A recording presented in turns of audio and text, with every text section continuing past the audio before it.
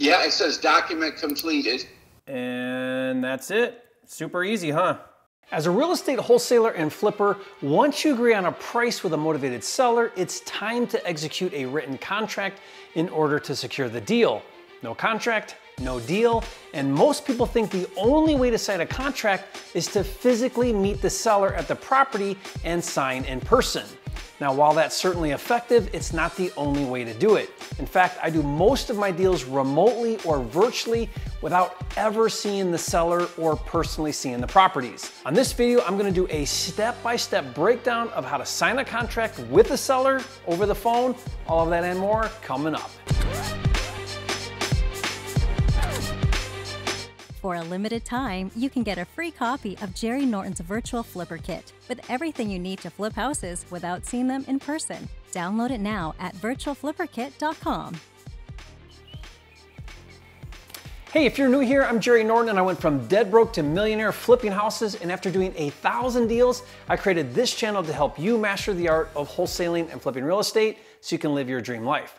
Be sure to subscribe and click the bell icon to get notified when new videos are released. The traditional tried and true method to close deals is to meet the seller in person at the property, make an offer, and sign a written contract right on the spot. That's how I did it for years, and it's arguably the most effective method because face-to-face interaction allows you the opportunity to build trust with the seller, and people do business with people they like and trust. However, closing in person has some limitations. First of all, you or your acquisitions reps need to be local to the deals. And second, it's very time consuming to go on appointments. You can only go on so many appointments a day, so it's challenging to scale your business and do more deals. The other option is to close deals over the phone.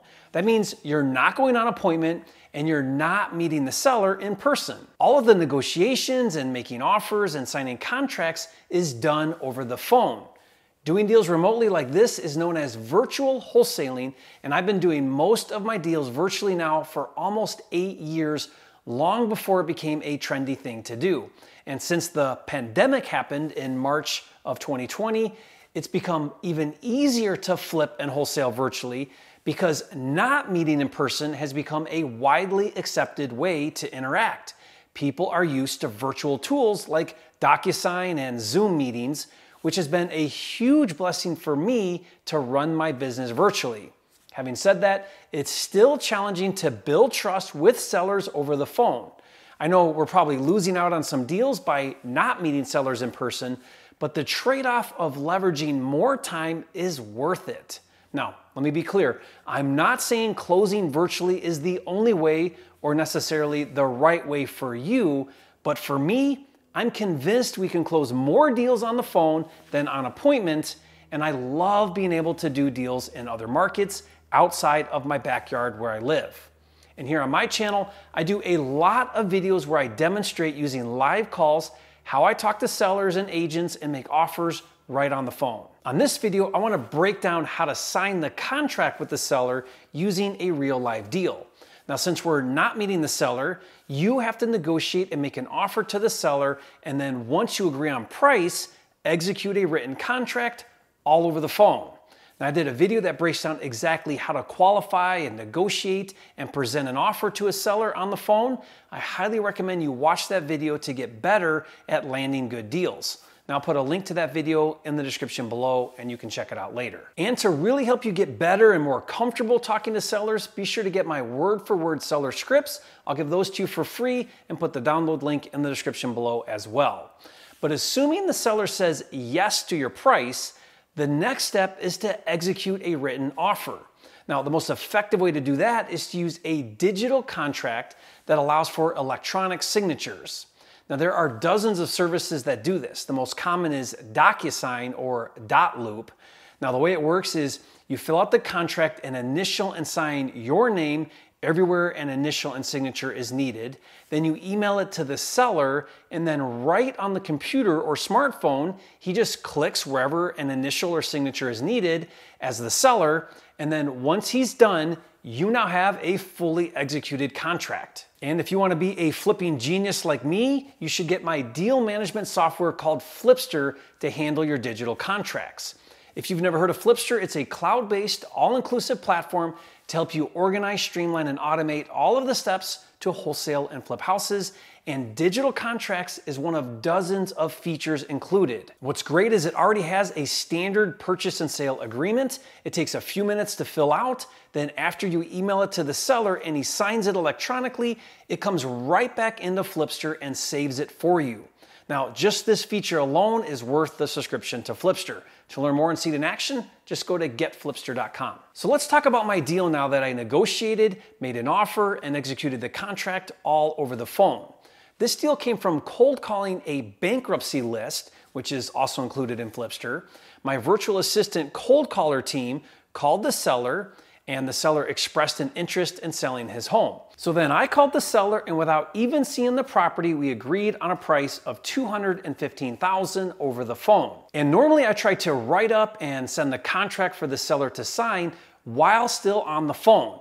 I do not want to hang up if I can help it. Never forget, time kills all deals. I can't tell you how many deals I've lost that I did not close right at the time the seller agreed to my offer. Now, unfortunately, on this deal, the seller was driving, so we scheduled a time when he would be home and in front of his computer a few hours later. Now, let me give you a really important tip here. Don't ever send the contract until you have the seller on the phone and ready to sign. The reason is some sellers are talking to other cash buyers and they will use your written offer to shop the other cash buyers. However, since we had a signing appointment, I got the offer ready to send. Let me pull it up now and review it with you. Okay, so I'm inside Flipster right now. I've got this contract open right here. It's got information here for the seller's address, that's for the property. Buyer would be your name or entity and your address. Here's the property address that might be different than the seller, so you put the property address there. And includes, you could put if this includes anything, like appliances is something sometimes we'll put in there that's included. Okay, then moving right along, step 4 here is the price. Now, if you're gonna do an earnest money, you could put an earnest money right here, but I have no earnest money on this. I typically don't do earnest money with private sellers. This could be an additional earnest money that maybe you put down later.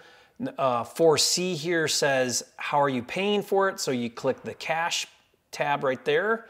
And so your total price is $215,000.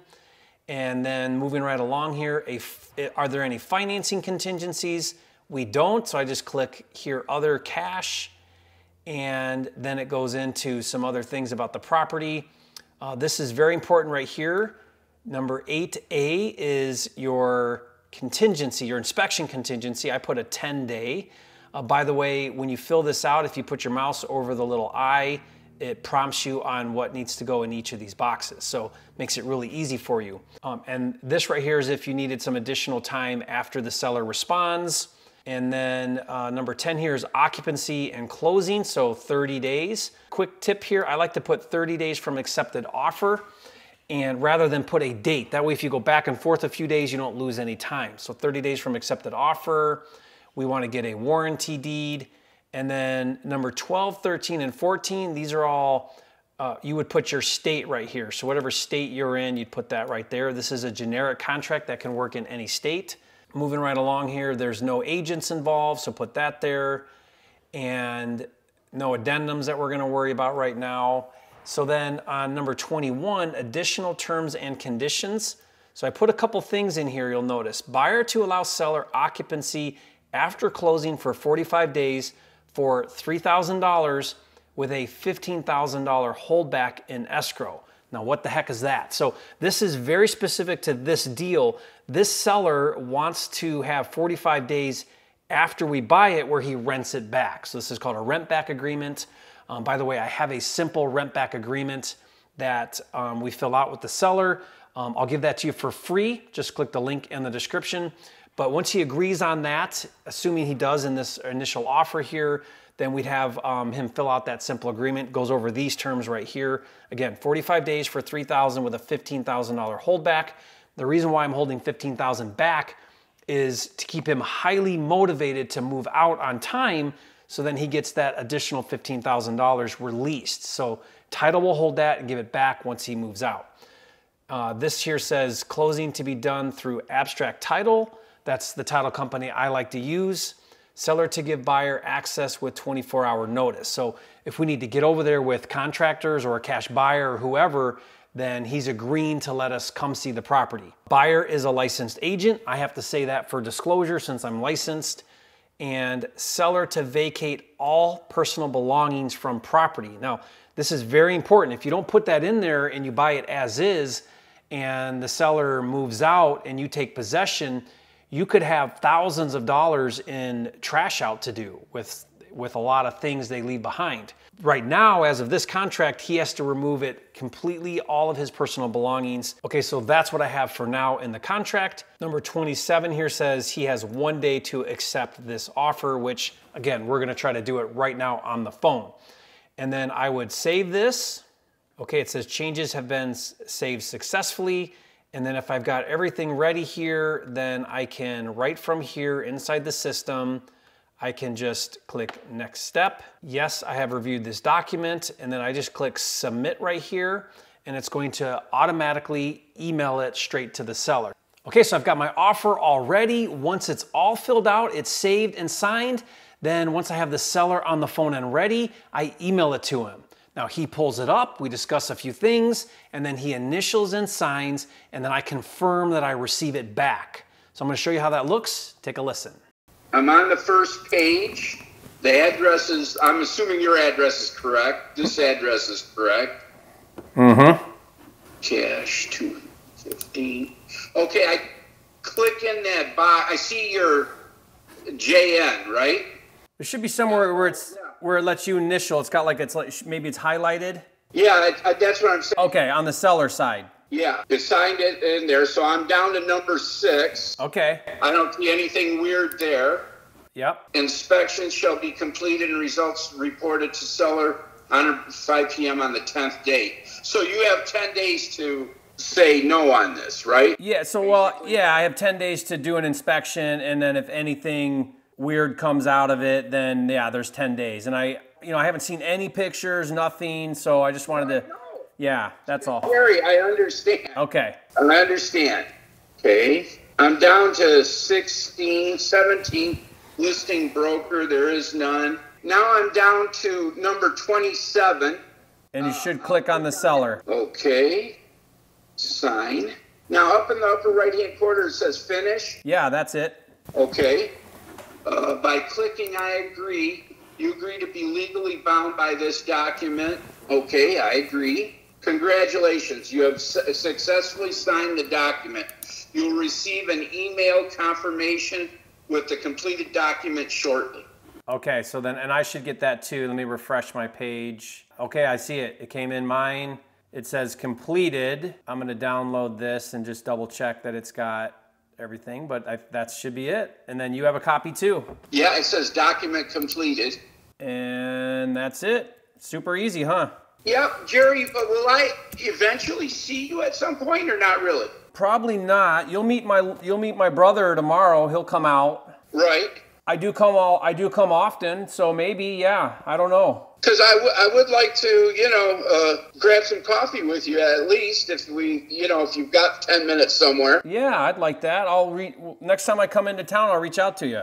Please, I wish you would. Give me a call. Okay, for sure. We'll be in touch, and we'll get this over to title. They'll open escrow, get started on that. We'll get out there tomorrow, start our thing, and we'll move forward. Thank you, sir. Thank you. Talk to you soon. So he had a few questions, but it was pretty simple because we had already discussed the terms. Now, one thing I want to point out, I haven't sent anyone to go look at this property yet. I first want to get an executed contract with a window of time to go and see the property and perform any further due diligence. On this deal, I put a 10-day inspection contingency, which means I have a full 10 days to decide if I want to move forward or not with the deal. Now on this deal, after we had a fully signed contract, I scheduled for my guy on the ground to meet the seller and do a walkthrough, and we discovered some things. First, I love this house. It's an awesome house with huge cathedral ceilings. It has 10-foot ceiling walkout basement, huge decks off the back facing the pond and really nice woods. It's like 3 acres. And in addition to the attached garage, it has an additional heated garage. And this is easily a $400,000 house. that I have for $215. Now, if you think that's brilliant, leave a comment and say, Jerry, you're a flipping genius. But we also discovered that the seller has accumulated a lot of stuff. I mean, floor to ceiling in every room. Now, this is a concern because my contract says the property is to be vacated of all personal belongings, and there is no way this seller is going to be able to handle this on his own. So if you'd like to see a part 2 video where I show how I renegotiated a new price where I handle the entire trash out for the seller and he doesn't have to worry about a thing, leave a comment and let me know, and maybe I'll do another video. But taking into consideration buying a house as is where the seller leaves a lot of belongings is something you really need to factor into your deals. So next, watch a video where I show you a hoarder house I bought and how to handle that situation. Watch that now, and if you haven't yet, be sure to subscribe to my channel with over 625 videos. This is the #1 channel on YouTube for all things wholesaling and flipping, and I'll see you on the next video.